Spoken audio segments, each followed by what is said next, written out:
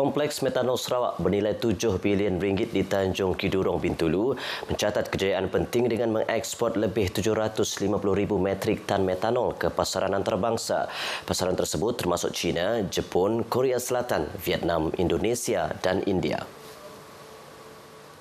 Timbalan Menteri Perdagangan Antarabangsa, Industri dan Pelaburan Datuk Malcolm Musin Lamoh berkata kejayaan itu menandakan penyertaan Kukuh Sarawak dalam rantaian nilai metanol global. Ini disokong daya saing negeri yang semakin meningkat dalam sektor hiliran petrokimia. Sejak memulakan operasi, kompleks itu telah meningkatkan pengeluarannya dan berjaya memenuhi permintaan yang semakin meningkat merentas sektor industri dan tenaga utama di Asia. Kompleks tersebut dikendalikan Sarawak Petchem Sendirian Berhad, syarikat milik kerajaan negeri.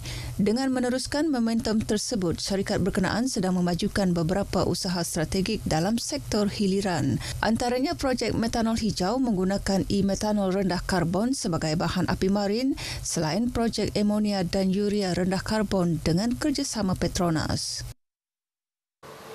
Dalam pada itu, Datuk Malcolm berkata, keluaran dalam negeri kasar KDNK Sarawak menunjukkan pertumbuhan konsisten daripada 131.6 bilion ringgit pada 2021 kepada 148.2 bilion ringgit pada 2024. Sektor pembuatan merupakan sektor kedua terbesar, mencatat pertumbuhan turun naik dan mencapai kemuncak pada 2022 dengan merekodkan 39.2 bilion ringgit.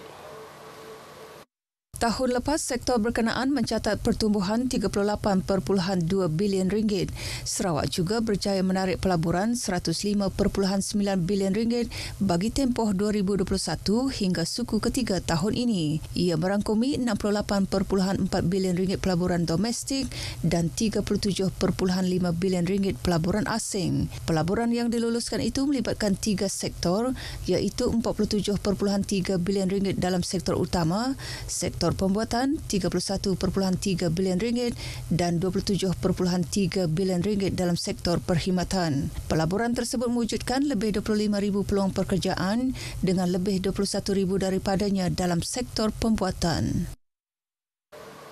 Sarawak mahu memanfaatkan pasaran pelancongan pelayaran atau kapal persiaran yang kini pesat berkembang. Menteri Pelancongan, Industri Kreatif dan Seni Persembahan, Datuk Seri Abdul Karim Rahman Hamzah berkata, ia susulan pemulihan kukuh industri tersebut di Asia Tenggara. Katanya Sarawak mempunyai potensi dalam industri pelayaran namun perlu menambah baik kemudahan pelabuhan serta perkhidmatan logistik. Kementeriannya ada berbincang dengan pengendali kapal persiaran berpangkalan di Singapura untuk memasukkan Kuching dan Miri sebagai pelabuhan persinggahan.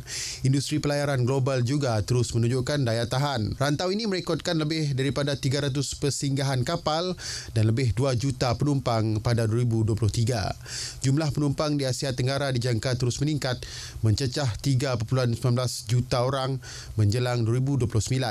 Ini sekaligus menawarkan peluang besar kepada Sarawak untuk meningkatkan penglibatannya dalam sektor tersebut.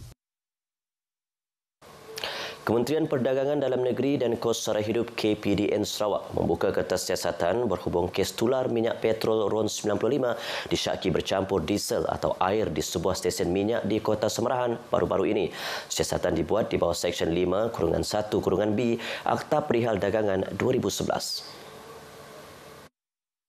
Pengarah KPDN Sarawak Matthew Dominic Barin dalam kenyataan media berkata insiden itu didakwa telah menjejaskan beberapa pengguna. 4 pegawai penguatkuasa KPDN telah menjalankan pemeriksaan ke atas stesen minyak terbabit pada 24 Disember lalu susulan aduan yang diterima melalui media sosial. Matthew berkata tindakan pantas itu diambil bagi memastikan stesen minyak yang melanggar peraturan dikenakan tindakan sewajarnya untuk melindungi hak dan kepentingan pengguna.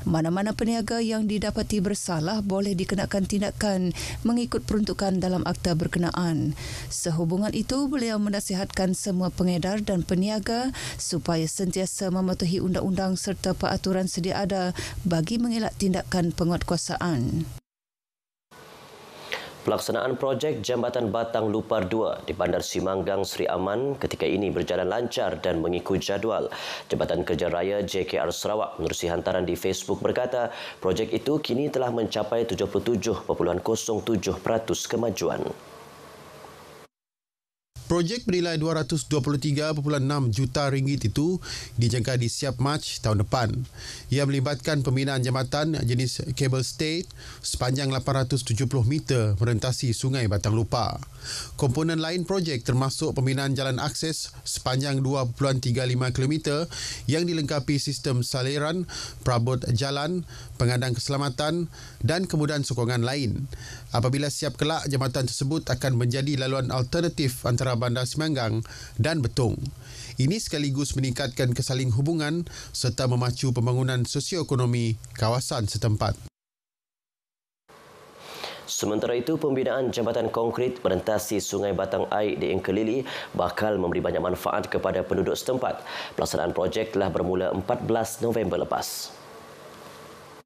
Skop projek merangkumi pembinaan jambatan konkrit selebar 11.5 meter dan pembinaan jalan akses menghubungkan jambatan tersebut. Dilaksana dalam tempoh 2 tahun, projek dijadual siap November 2027. Siapnya projek itu nanti akan memudahkan pergerakan harian penduduk dan menjimatkan masa perjalanan. Ia juga meningkatkan akses kepada beberapa kemudahan asas di Pekan Engkelili seperti sekolah, klinik dan pasar. Infrastruktur tersebut juga berpotensi merangsang ekonomi tempatan melalui aktiviti perdagangan dan pelancongan. Sekali melangkah pasti terasa gayat, namun setiap langkah memberi kenangan yang tak akan dilupa dengan pemandangan cukup menakjubkan. Itulah pengalaman yang menanti pengunjung di Jambatan Gantung Satok, ikon bersejarah Bandaraya Kuching yang kini tampil dengan wajah baharu. Tidak seperti sebelumnya, jambatan ini kini lebih lebar, cukup luas untuk sebuah kenderaan sekaligus menjadi tarikan baru kepada orang ramai. Bagi pasangan suami isteri dari Bintulu, Paris Shaling dan Alex Yong, rasa ingin tahu membawa mereka singgah untuk melihat sendiri perubahan jambatan gantung bersejarah ini. Tadi jalan-jalan, tiba-tiba tenaga jambatan tu terasa ingin berhentilah. Sampai kami pun jalan-jalan di mata, jalan dah berubah. Semua kemenangan 360 darjah lah berubah. Mereka juga mengakui Bandaraya Kuching semakin mendapat tempat di hati pengunjung dan menjadi destinasi pilihan pelancong negara jiran Indonesia. Boleh dikatakan hidden treasure, tapi kini dah start dikenali lah, dah start dikenali daripada negara luar. Kini macam hari tu Rainforest pun ada jemput penyanyi daripada Indonesia kan. Ya.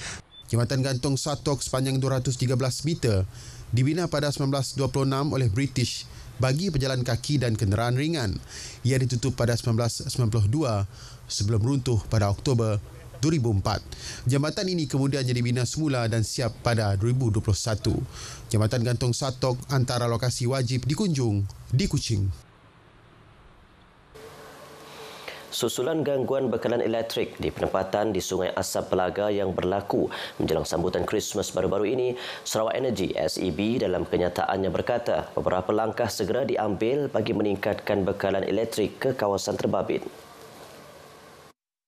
Ini termasuk membekalkan generator bergerak dan melaras rangkaian tenaga bagi memenuhi peningkatan mendadak bekalan elektrik. Pasukan petugas teknikal turut ditempatkan di Sungai Asap selain berhubung rapat dengan pihak berkepentingan serta komuniti setempat bagi mengatasi sebarang kekangan operasi dan akses. Dalam pada itu, satu talian kuasa baharu 11 kV telah diaktifkan pada 25 Disember lepas bagi meningkatkan bekalan elektrik. SEB memantau rapi bekalan tenaga di kawasan berkenaan bagi memastikan sistem sentiasa stabil. Sebelum ini, tular di media sosial rungutan penduduk Sungai Asap berhubung gangguan bekalan elektrik menjelang sambutan Christmas yang lepas. Sekian berita pagi Sarawak. Ikuti Stadium RTM selepas ini. Salam Malaysia Madani.